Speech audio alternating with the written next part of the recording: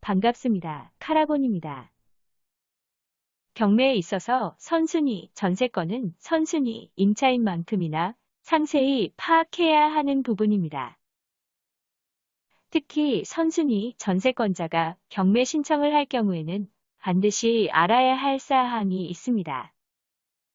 선순위 전세권을 잘못 해석해서 낙찰받은 물건을 포기하는 것은 물론 보증금을 포기해야 하는 상황이 발생할 수도 있습니다. 어떤 경우인지 상세한 내용이 있습니다. 끝까지 보시기 바랍니다.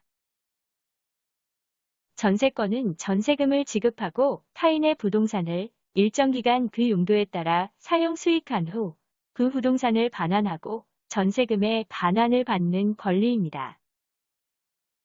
전세권자는 전세금의 반환에 관하여 다른 채권자보다 우선 변제를 받을 권리입니다. 선순위 전세권은 등기부 권리상 다른 권리보다 먼저 있을 때 선순위 전세권이라 하고 선순위 전세권 중 가장 먼저 있는 전세권이 최선순위 전세권입니다. 전세권이 소멸 기준 권리가 되려면 건물 전체에 전세권 설정이 되어 있어야 합니다. 가장 선순위 전세권이어야 합니다. 전세권자가 경매 신청을 하거나 배당 요구가 있어야 합니다.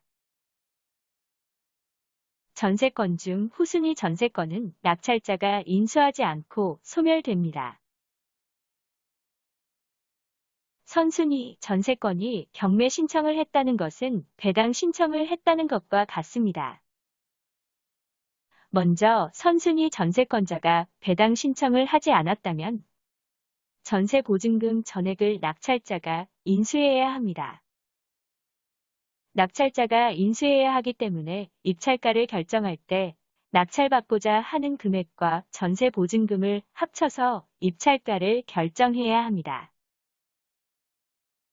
배당 신청을 했을 경우가 두 가지가 있는데 먼저 최선순위 전세권자와 대항력이 있는 임차인이 다른 경우입니다. 낙찰금액 내에서 배당을 받고 소멸됩니다. 배당 후 잔액이 있어도 낙찰자가 인수하지 않습니다.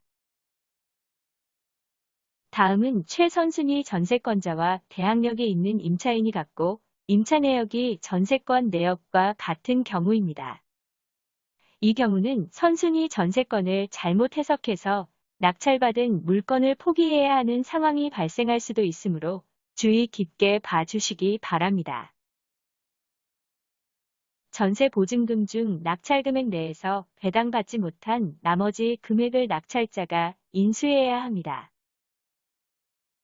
이와 같은 전세권자가 있는 물건은 낙찰받고자 하는 금액과 배당받지 못하는 금액을 감안해서 낙찰가를 결정해야 합니다. 최선순위 전세권자가 경매 신청을 했을 경우에는 물건 내용을 상세히 파악하고 입찰에 참여해야 합니다. 이 경우 배당 신청을 했기 때문에 배당받지 못해도 소멸될 거라 생각되는데 그렇지 않고 인수해야 할 이유가 다음에 있는 대법원 2010마 908례에 있습니다. 참고하시기 바랍니다.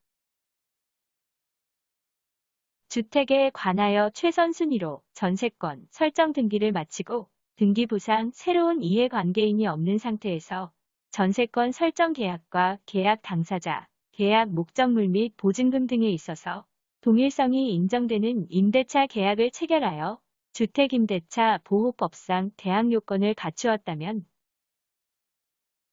이 말은 전세권 설정 내용과 임대차 계약의 내용이 같은 경우를 말합니다. 전세권자로서의 지위와 주택임대차 보호법상 대항력을 갖춘 임차인으로서의 지위를 함께 가지게 된다. 이 말은 선순위 전세권이 있을 뿐 아니라 대항력이 있는 선순위 임차인이 된다는 말입니다. 이러한 경우 전세권과 더불어 주택임대차 보호법상의 대항력을 갖추는 것은 자신의 지위를 강화하기 위한 것이지 원래 가졌던 권리를 포기하고 다른 권리로 대체하려는 것은 아니라는 점, 자신의 지위를 강화하기 위하여 설정한 전세권으로 인하여 오히려 주택, 임대차 보호법상의 대항력이 소멸된다는 것은 부당하다는 점. 동일인이 같은 주택에 대하여 전세권과 대항력을 함께 가지므로 대항력으로 인하여 전세권 설정 당시 확보한 담보가치가 훼손되는 문제는 발생하지 않는다는 점 등을 고려하면 최선순위 전세권자로서 배당 요구를 하여 전세권이 매각으로 소멸되었다 하더라도 변제받지 못한 나머지 보증금에 기하여 대항력을 행사할 수 있고, 그 범위 내에서 임차주택의 매수인은 임대인의 지위를 승계한 것으로 보아야 한다. 이 판례에서 보듯이 변제받지 못한 나머지 보증금은 매수인이 승계한 것으로 보아야 한다 라고 되어 있습니다. 이 영상은 참고자료로만 활용하시고 서류 열람과 현장 답사를 하신 후에 입찰에 참여하시기 바랍니다.